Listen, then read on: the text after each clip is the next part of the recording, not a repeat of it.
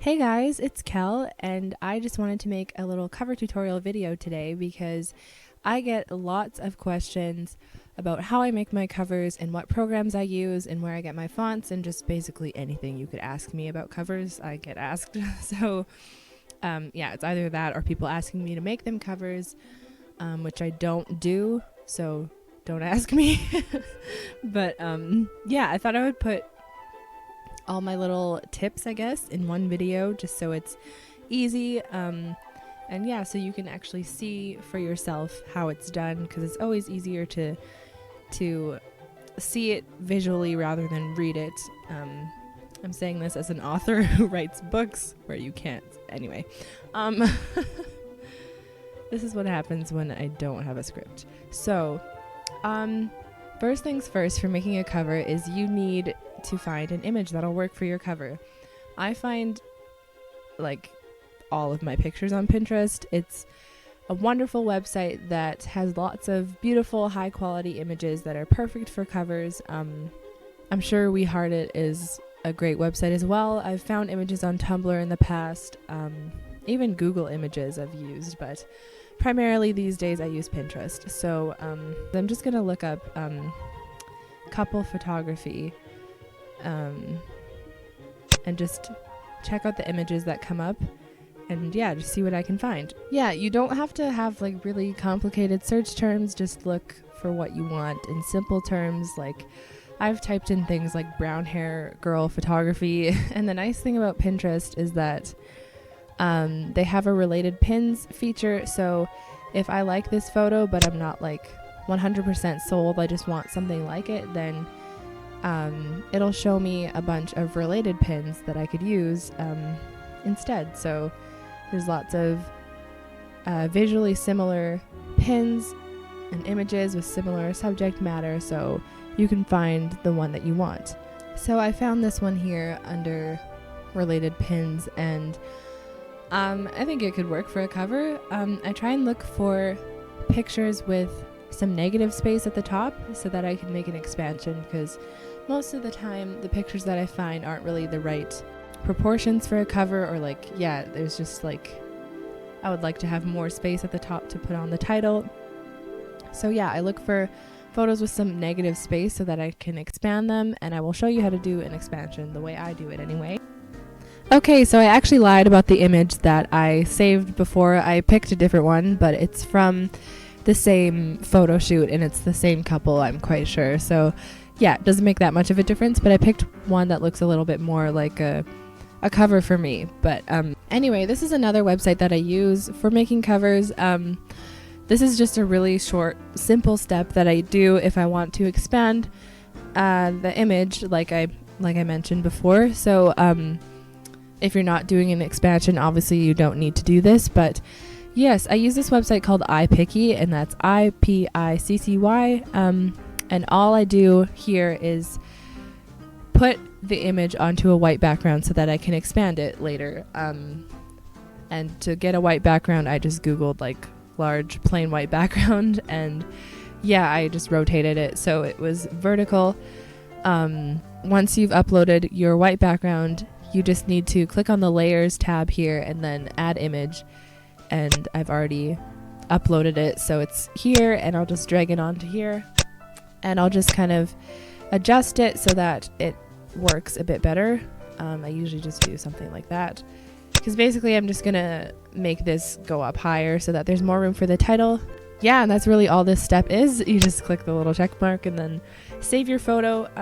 The next thing you need to do is to crop your image to the Wattpad dimensions for a cover. So I use a program called Picasa for this. I feel like I use so many extra steps that I don't need to do, but yeah, if you don't know the dimensions, just Google Wattpad dimensions for a cover, because I honestly don't remember what they are. I have like a preset saved on my computer on Picasa. But Picasa is a program that you can't download anymore, but I'm sure you could do it like if you just cropped it on iPiccy, but like I said, I don't know the dimensions, so I will just skip that step.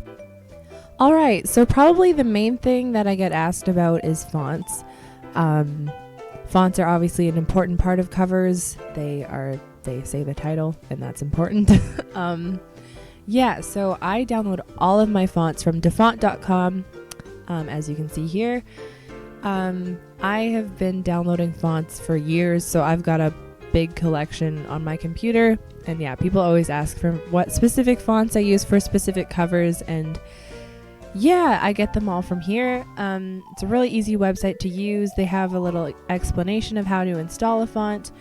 And yeah, these are just some recently added ones on the homepage. There's a nice calligraphy one there. And you just click the download button. And yeah, if you need help, there's an FAQ. And yeah, it shows you how you need to do everything. Yeah, most people seem to like either the basic sans serif fonts or the script fonts, mainly the calligraphy ones. Yeah, so you can just scour the website and find some nice fonts. I'm seeing lots of nice ones already that I'm sure people will want to use. One nice thing about this website as well is that you can preview your text here. So you can type in your title. I'm just going to type in title.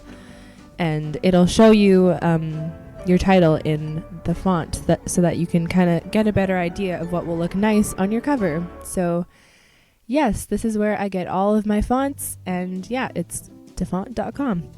So GIMP is the program that I use to edit all of my covers. It's what I use to make every single cover these days. It's a lot like Photoshop, but it's free and it won't cost you an arm and a leg to buy.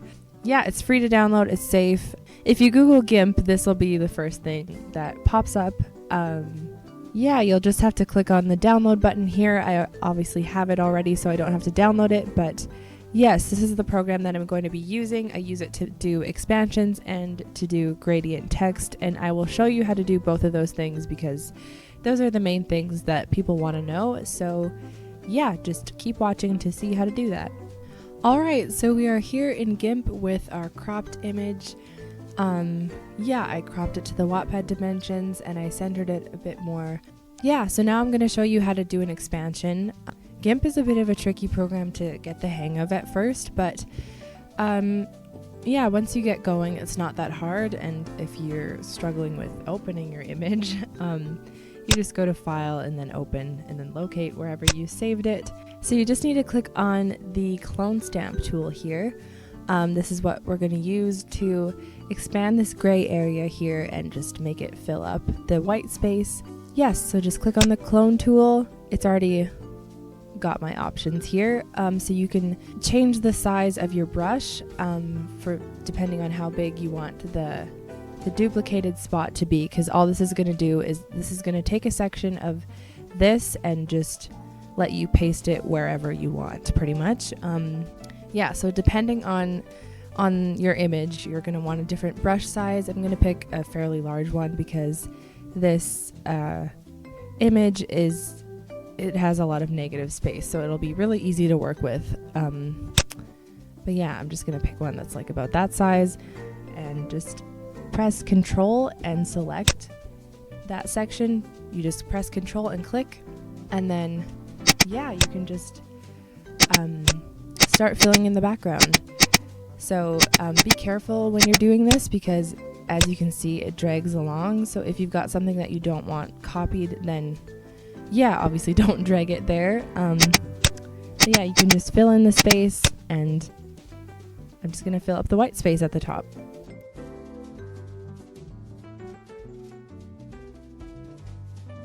Usually once I've got a pretty big chunk of space done, I'll up the size of my brush just to get the job done faster.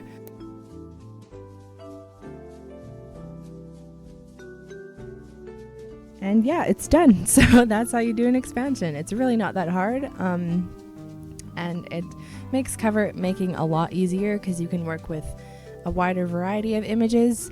Yeah, the next thing I'm going to show you is how to do a gradient text. So you just need to click on your text box here and type in your title. I'm just going to do title again. And just make your text box a bit bigger so that you can select the text in here.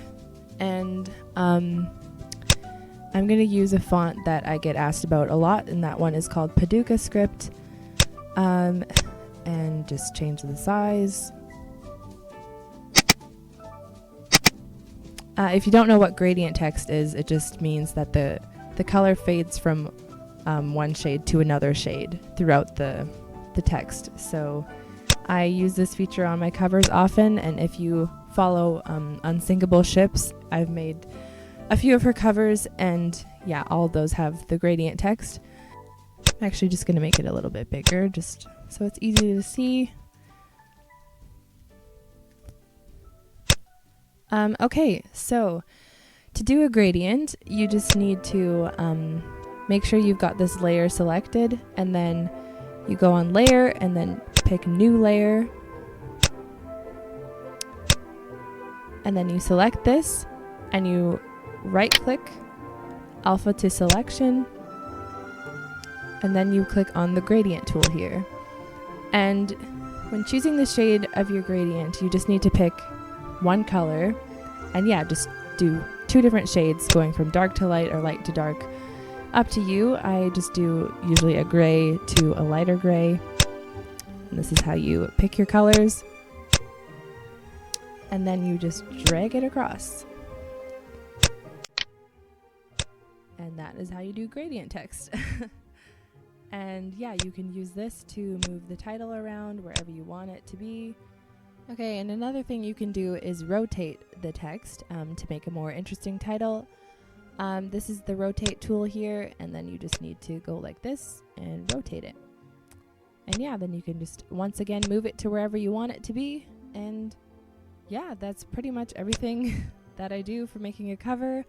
When your cover's all finished, then you just click on File and Export As, and then yeah, that's basically everything.